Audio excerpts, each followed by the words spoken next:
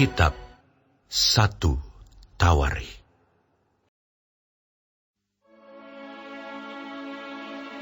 Lalu berkumpullah seluruh Israel kepada Daud di Hebron dan berkata, "Ketahuilah, kami ini darah dagingmu. Telah lama ketika Saul memerintah, engkaulah yang memimpin segala gerakan orang Israel. Dan Tuhan Allahmu telah berfirman kepadamu, engkaulah yang harus menggembalakan umatku Israel. Dan engkaulah yang menjadi raja atas umatku Israel." Maka datanglah semua tua-tua Israel menghadap raja di Hebron.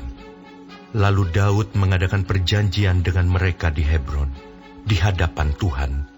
Kemudian mereka mengurapi Daud menjadi raja atas Israel, seperti yang difirmankan Tuhan dengan perantaraan Samuel.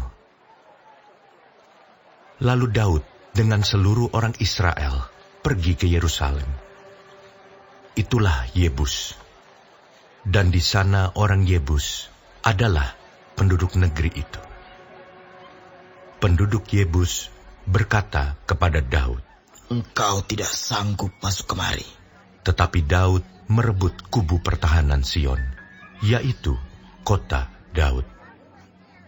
Daud telah berkata, "Siapa lebih dahulu memukul kalah orang Yebus, ia akan menjadi kepala dan pemimpin." Lalu Yoab, anak Zeruya, yang menyerang lebih dahulu, maka ia menjadi kepala. Lalu Daud menetap di kubu pertahanan itu. Sebab itu orang menamainya Kota Daud. Ia memperkuat kota itu sekelilingnya, mulai dari Milo, bahkan sekelilingnya seluruhnya. Sedang Yoab membangun kembali selebihnya dari kota itu. Lalu makin lama, makin besarlah kuasa Daud, sebab Tuhan semesta alam menyertainya. Inilah kepala-kepala para pahlawan yang mengiringi Daud, yang telah memberi dukungan yang kuat kepadanya, bersama-sama seluruh Israel, dalam mencapai kedudukan raja, dan yang mengangkat dia sebagai raja, seperti yang difirmankan Tuhan mengenai Israel. Inilah daftar para pahlawan yang mengiringi Daud. Yasobam bin Hakmoni, kepala Triwira.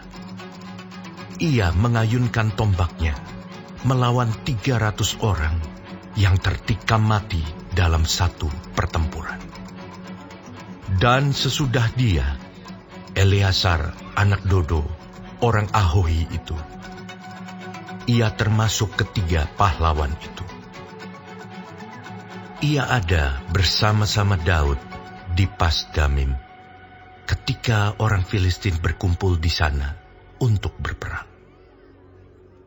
Ada sebidang tanah ladang penuh jelai di sana, ketika tentara melarikan diri dari hadapan orang Filistin. Maka berdirilah mereka di tengah-tengah ladang itu. Mereka dapat mempertahankannya dan memukul kalah orang Filistin. Demikianlah diberikan Tuhan kemenangan yang besar. Sekali datanglah 3 orang dari ke-30 kepala ke Gunung Batu, mendapatkan Daud dekat Gua Adulam. Sedang tentara orang Filistin berkemah di lembah Refaim. Pada waktu itu, Daud ada di dalam kubu gunung, dan pasukan pendudukan orang Filistin pada waktu itu ada di Betlehem. Lalu timbullah keinginan pada Daud, dan ia berkata, "Sekiranya ada orang yang memberi aku minum air dari perigi Betlehem yang ada dekat pintu gerbang." Lalu ketiga orang itu menerobos perkemahan orang Filistin. Mereka menimba air dari perigi Betlehem yang ada dekat pintu gerbang, mengangkatnya dan membawanya kepada Daud. Tetapi Daud tidak mau meminumnya, melainkan mempersembahkannya sebagai korban curahan kepada Tuhan. Katanya, "Jauhlah daripadaku, ya Allah, untuk berbuat demikian. Patutkah aku meminum darah taruhan nyawa orang-orang ini? Sebab dengan mempertaruhkan nyawanya, mereka membawanya." Dan tidak mau ia meminumnya. Itulah yang dilakukan ketiga pahlawan itu. Abisai, adik Yoab, dialah kepala ke-30 orang itu. Dan dialah yang mengayunkan tombaknya melawan 300 orang yang mati ditikamnya. Ia mendapat nama di antara ke-30 orang itu. Di antara ke-30 orang itu, ia paling dihormati. Memang ia menjadi pemimpin mereka, tetapi ia tidak dapat menyamai Triwira itu. Selanjutnya Benaya bin Yoyada, anak seorang yang gagah perkasa, yang besar jasanya, yang berasal dari Kabzeel. Ia menewaskan kedua pahlawan besar dari Moab. Juga pernah ia turun ke dalam lubang dan membunuh seekor singa pada suatu hari bersalju. Pula ia membunuh seorang Mesir, seorang yang tinggi perawakannya, 5 hasta tingginya. Di tangan orang Mesir itu ada tombak seperti pesa tukang tenun, tetapi ia mendatanginya dengan tongkat, merampas tombak itu dari tangan orang Mesir itu, lalu membunuh orang itu dengan tombaknya sendiri. Itulah yang diperbuat Benaya bin Yoyada. Ia mendapat nama di antara ke-30 pahlawan itu. Sesungguhnya di antara ke-30 orang itu, ia paling dihormati. Tetapi ia tidak dapat menyamai Triwira. Dan Daud mengangkat dia mengepalai pengawalnya. Pahlawan-pahlawan yang gagah perkasa ialah juga Asael, saudara Yoab.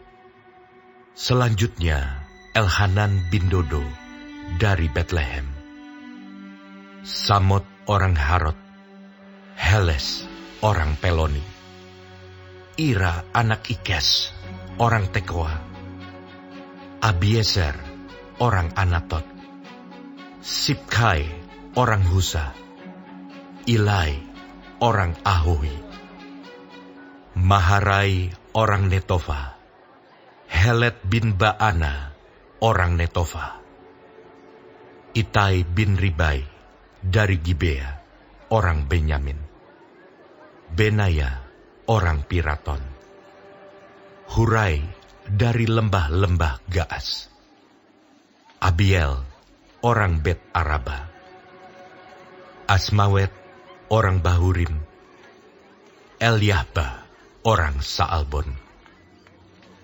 Hashem orang Gizon, Yonatan bin Sage orang Harari, Ahiam bin Sakar orang Harari, Elifal bin Ur,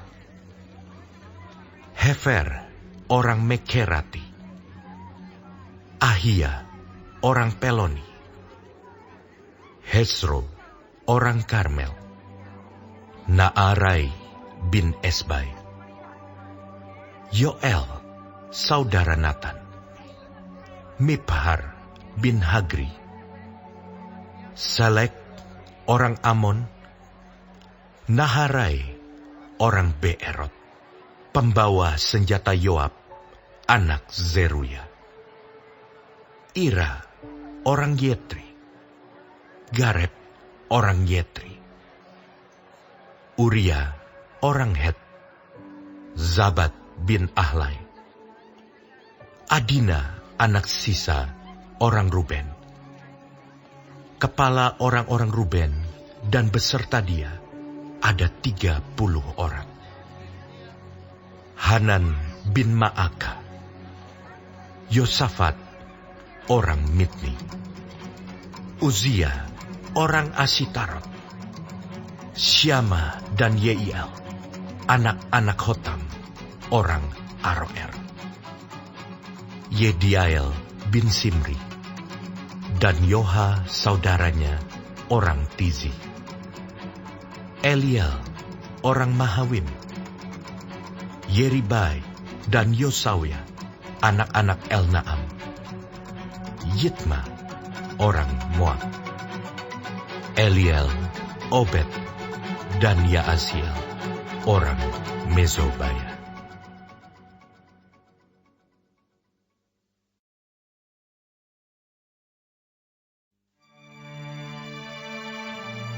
Inilah orang-orang yang datang kepada Daud di Siklab, selama ia harus menyingkir karena Saul bin Kish. Mereka pun termasuk pahlawan-pahlawan yang membantu dia dalam peperangan.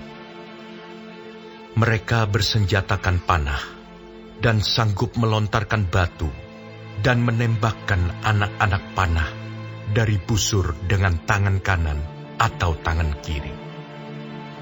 Mereka itu dari saudara-saudara sesuku Saul, dari orang Benyamin. Abiezer kepala, dan Yoas, anak-anak Sema'a, orang Gibea. Yeziel dan Pelet, anak-anak Azmawet. Beraka dan Yehu, orang Anatot. Yismaya orang Gibeon, seorang pahlawan di antara ke-30 orang itu, yang mengepalai 30 orang. Yeremia, Yehaziel, Yohanan dan Yozabat, orang Gedera. Eluzai, Yerimot, Bealia, Semaria dan Sefaca, orang Harufi. Elkana, Yisia, Azareel, Yoezer dan Yasobam, orang-orang Korah.